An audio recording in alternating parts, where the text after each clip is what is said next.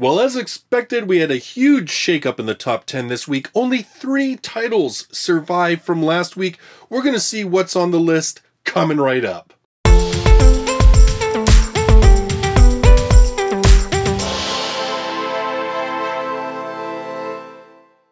Hello everybody, Justus R. Stone here. On this channel, I cover everything light novels, reviews, news, and countdowns just like the one you're about to watch. So if you love light novels or you just want to know more about them, you should subscribe. In this video, I'm going to be covering the top 10 best-selling light novels in Japan for the week of July the 9th to the 15th of 2018. Not really a huge surprise, big shakeup on the list this week. Only 3 titles, like I said, survived from last week. 7 brand new ones taking over the list. So let's get right to it. At number 10, with 5,053 copies sold, it's one of our survivors from last week, and that's volume number 3 of Konosuba sekai ni shukufuku wo extra. Orokamono ni mo kyakkou. So this one, a little easier for me to say. Konosuba, God's blessing on this wonderful world, extra. That fool is also in the spotlight. The supporting role can be wonderful. Of course, the last couple of weeks we've been talking about this one because it's been on the list for a couple of weeks. This is the spin-off series from Konosuba. Well, one of the spin-offs. This one is actually focusing on the character of Dust and his adventures with some of the other characters of the Konosuba universe. So again, this one we do not have licensed at this point in English. In fact, we don't have any of the Konosuba spin-offs licensed in English, but we do have the main series licensed, and we also have the manga of the main series licensed, and of course there's been an anime and all that good stuff. And that's it for this one. Let's just continue on. I imagine with this one now dropping down to number 10, have my doubts it's going to be on the list next week. But, you know, there's always volume number 4 for next time. At number 9, with 6,703 copies sold, volume number 8 of Watashi nouryoku wa heikinchi denta itta yone. Also known as, or known in English as, Didn't I Say to Make My Abilities Average in the Next Life? This one is licensed for English release by 7 Seas. They are releasing volume 3 digitally in August, and then print release will happen in September. This is the first series that 7 Seas has been kind of experimenting with this whole thing where they release digitally first and then the print a little bit later. Rumor has it that the titles they announced at Anime Expo, which we just covered in the Light Novel podcast, that those are going to be done the same way. So it'll be interesting to see. I guess if they are, we can only say that it's proven to be a success with this particular title. This one, when Viscount Ashamhouse's eldest daughter, Adele von Asham, became 10 years old, she remembered everything with an intense headache. Her previous self, Kurihara Misato, 18 years old, Japanese, lost her life when trying to help a young girl, and then she met God. A somewhat capable person, burdened by the many expectations of surrounding people, Misato, who couldn't live as she wanted, pleaded to God, "In the next life, please make my abilities average." Yet, somehow this story went wrong. The girl with 3 names, being careful to not accidentally become an S-rank hunter, lives normally. I mean, I'm just an average common girl. No, seriously. I haven't read this one yet. I've actually got volume number 1, if you can see in my pile of to-be-reads behind my shoulder here. I do have volume 1 on my, shelves, and I don't know why I haven't gotten to it, but I will be soon. I will be soon. I really have to get on the whole reading track again. I've been falling really behind on reading in general, so gotta improve. I've heard some really good things about this series, though, which is another reason why I kind of want to get to it, because I've heard that it's pretty decent. At number 8, with 7,272 copies sold, volume number 9 of Ore wo suki nano wa omae dake kyakkou, which translates roughly as "You only love me." This one we do not have an English license for. What would you do if a girl you liked confessed to you? Or what if it were not just one girl? Cool high school student that the whole school is in love with, and your hilarious and cheerful childhood friend. Yes, you'd be crazy with happiness. But what if an unexpected problem arises because of the content of this confession? Now, this series has been on the top 10 a number of times. It's clearly a romantic sort of triangle, if not quadrangle. I don't know how big this particular love confession series gets. But in any case, 9 volumes, nothing in English yet, but we are very slowly starting to get some more non-isekai, non-fantasy type novels, so maybe this is one that has potential down the road.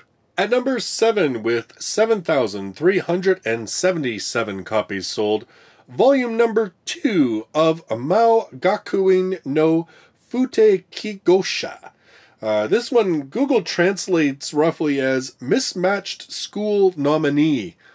I don't know if that's really right, but considering Maou is usually like demon or Satan or whatever, and when I tell you the description of this one, you'll kind of get the gist of why I think maybe that translation is wrong.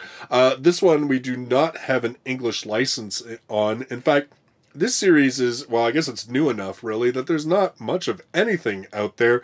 Zephyrus was really kind enough that when I was sent this list, there was a nice little translation included for this because Zephyrus realized I'd probably have no luck in finding one. Being fed up with endlessly killing men, spirits, and gods alike, the violent and cruel demon king Anos wished to live in a world of peace and reincarnated into his world 2,000 years later. To discover that the world was now so used to peace that his descendants, the demons, were extremely weakened, their magic having terribly declined. Anos enters a school that gathers all the candidates for the reincarnation of the Demon King, but the school fails to see his strength and declares him inadequate.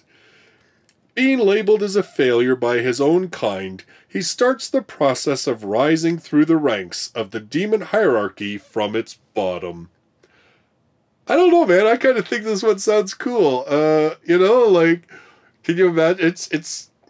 Well, I mean, it's kind of taking the whole reincarnation / isekai thing, but playing with it, we've seen this happen in a couple of titles, playing with that whole, like, you actually reincarnate many, many years later into your own world. But of course, it being so much time, everything's changed. But I kind of like this whole play on the thing where it's like, you are actually the reincarnation of the Demon King. You actually go to enroll in like an academy that's supposed to, potentially its mission is to find the reincarnation of the Demon King. And they're like, yeah, nah, you don't cut mustard. I don't know. I think it, like, I like the setup of it. I don't know whether the execution is very good or not, but I'd be curious to check this one out. At number 6, with 10,224 copies sold, the second of our 3 survivors from last week, and that is Mirai no Mirai. This one, of course, been on the list for a couple of weeks. It's the novelization of the film that just opened July 20th in Japan. I guess it premiered at Cannes a couple months ago, but its actual theatrical release just started. This one, of course, by the same director as The Girl Who Leapt Through Time, Summer Wars, Wolf Children, and The Boy and the Beast. It's been announced that Yen On is going to be releasing this novelization, but I imagine it probably won't be until later this year or early next year is more likely. And this one, of course, about a young boy who is not too thrilled at having a brand new baby sister, and then one day he meets his sister, but she's actually from the future, and she's older, and they go on adventures together. So, could be interesting. I've heard some good things. Like I guess it was well received at cons, is what I've seen. And I mean, this director generally their movies seem to be well received, so it'll be interesting to see how this one does. At number 5, with 13,169 copies sold, volume number 11A of Kyoukaisenjou no Horizon, or also we know it in English as Horizon in the Middle of Nowhere. This one has no English release, given that it is a monstrous series with, like, mammoth-sized volumes, so big they have to split them into A, B, and C or whatever. It's, I'm gonna say, kind of unlikely that we'll get this one in English, and even if we do, probably unlikely that I'll ever be able to keep up with something that big, but in any case, there were two 13-episode anime seasons of this one. Those aired way back in 2011 and 12. Wow, that didn't seem that long ago, but when you really think about it, that's like 7 and 6 years ago. But anyway, Kyoukaisenjou no Horizon. It chronicles the story of a futuristic civilization returned to Earth after constant warfare hindered them from traveling beyond the post-apocalyptic Earth. At this stage, a small archipelago called the Divine States were the only hospitable land on Earth. In order to regain the spacefaring technology they had lost after many years of war, they decided to recreate history with a book called the Testament as a guide. It is the year 1648 in the Testament era. Tori Aoi, Chancellor and Student Council President of the only academy on the airborne city ship Musashi, faces the 10-year anniversary of the death of his childhood friend, Horizon Ariadust, in an accident. As he prepares to celebrate the occasion by proposing to P-01s, an automaton who looks exactly like Horizon, he discovers that his suspicion about P-01's appearance actually has a basis in truth. P-01 is, in fact, Horizon Ariadust reborn into a robotic body. In addition to this, Horizon's emotions have been stripped away and are now stored in 8 powerful weapons called the Mortal Sin Armaments, which are now in the possession of key people in various established countries in the Divine States. To retrieve the emotions of Horizon Ariadust, Tori Aoi, along with his friends and allies, begins a crusade against different obstacles as key events in history are recreated in a futuristic manner. Now, this series, I've always said whenever this series is on the top 10, because inevitably every new volume arrives on the top 10, I always say that, you know what, it sounds like a really good series. I can't say I'm a huge fan of, it should be like Horizon in the middle of Impossible Breasts when you take a look at the book covers, because that's ridiculous. But but the story itself sounds pretty cool, and it's funny because, with J-Novel Club, a lot of people have been saying, hey, have you thought about maybe licensing this? I've seen it on their Curious Cat a number of times, and Sam's kind of yeah. I mean, I think, honestly, the only way this would ever get released is in a digital-only ebook format, but, man, by the sounds of how big these volumes are and stuff, I don't know if an English publisher is going to undertake such a mammoth task, which is kind of too bad, because, like I said, it sounds really cool, but, well, let me know in the comments, is it actually as cool as it sounds, or is it maybe not such a horrible thing that we aren't getting this one? At number 4, with 15,670 copies sold, volume number 9 of Kumo Desu ga Nani ka? Or, as we have it in English, So I'm a Spider. So what? This one, licensed for English release by Yen On. They're releasing volume 3 July 31st. It's actually just been announced that this one is going to be getting an anime. That news came out of Anime Expo. And Yen Press also releases the manga for this one as well. The world where the hero and the demon king continue to oppose each other. The grand magic from the hero and the demon king crosses over worlds and exploded in the classroom of a certain high school. The students who died in the explosion will be reincarnated in a different world. The protagonist, who had the lowest reputation in the class, was reincarnated into a spider. Nevertheless, she adapted quickly to the present condition with strong willpower. This is a story of she who has become a spider, trying whatever she can to live. I have to say this was one of those books that when it was announced it was coming out in English, I did not have high expectations for, but I really actually liked the first volume, and I have heard from quite a number of you that volume number 2 is even better, and I do have it on my shelf. I do fully intend to read more of it, because like I said, I was pretty entertained by the first volume of this one, and it continues to do very well, and it sounds like it goes to some cool places, so... Well, you know, whatever. I will get around to reading more of it. Hopefully very soon. At number 3, with 15,707 copies sold, volume number 14 of Konosuba Sakai ni Shukufuku. Or as we have it in English, Konosuba, God's Blessing on This Wonderful World. The third and final hangover from last week's list. Not too surprising given the popularity of this series. This one, of course, we do have it licensed in English.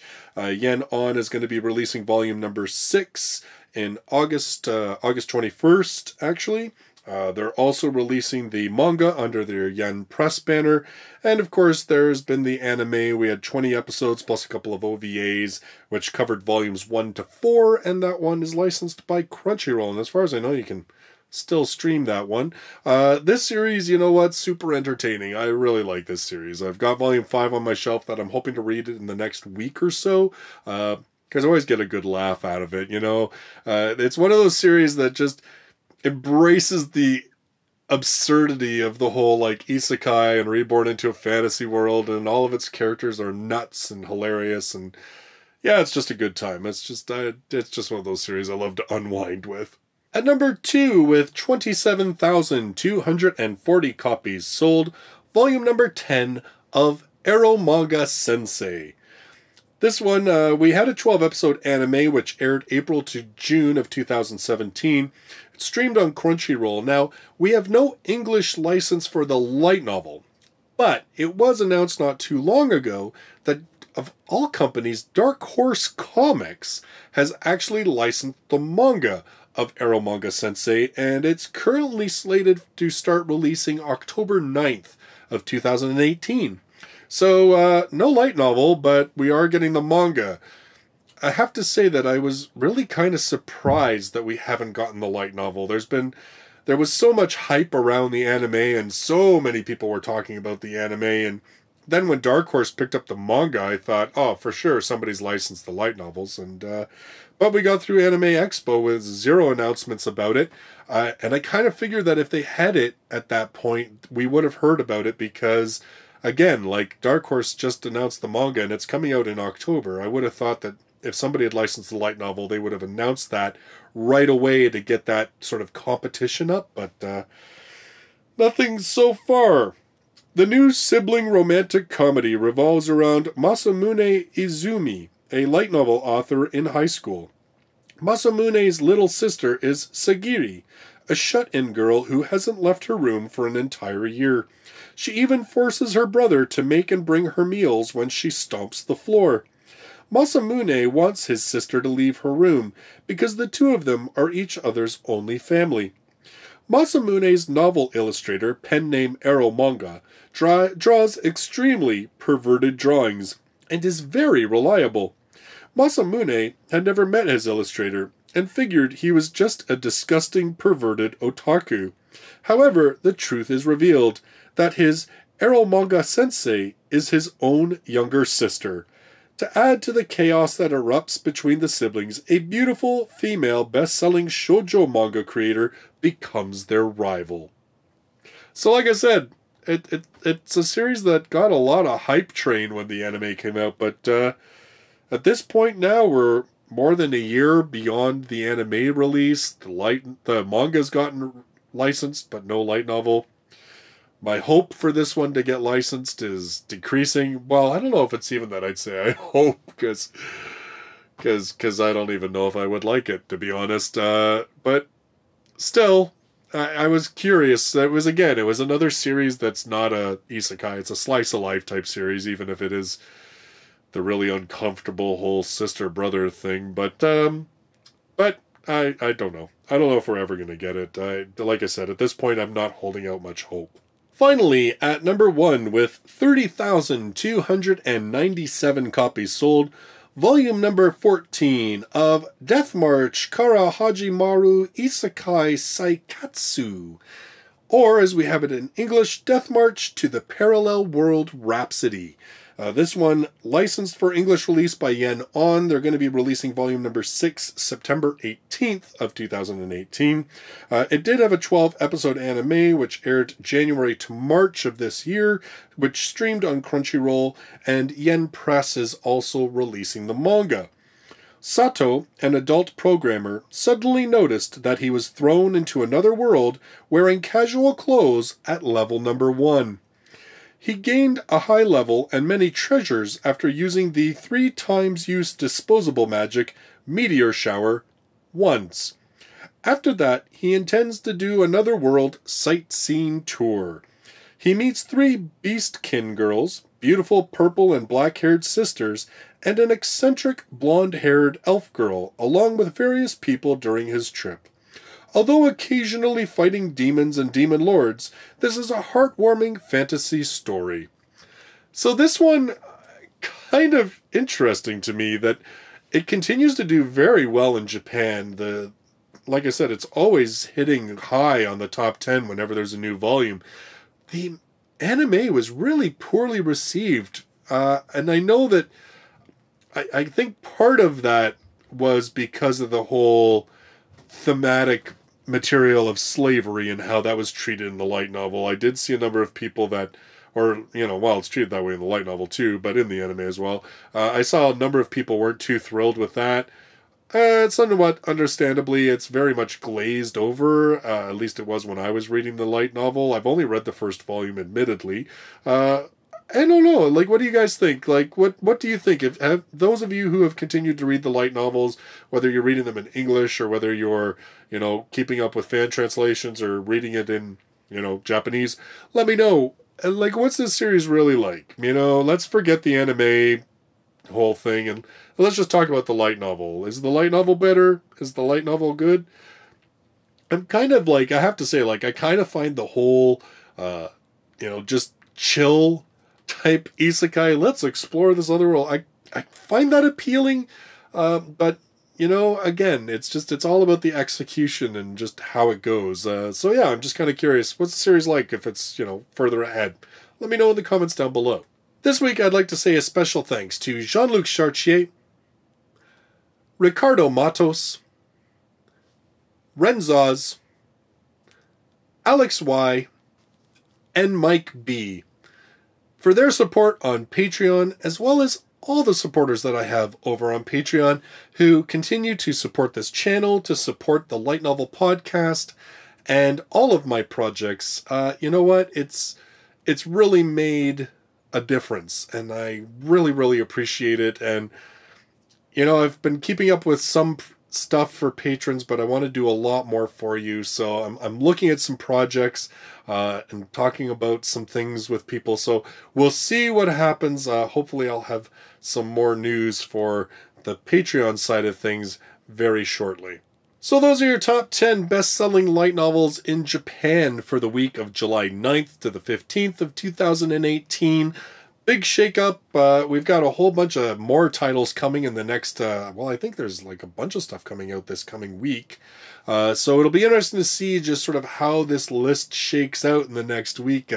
We might see another big sort of upheaval of the list in the next week or two. So I hope you'll come back and join me for that when I go over those titles. So again, if you're brand new to the channel and you love light novels, you should subscribe. I do this countdown every week, as well as doing reviews of light novels, and this is also the home of the Light Novel Podcast. Thank you so much for joining me in this video. I look forward to seeing you in the next one. Till then, bye-bye for now.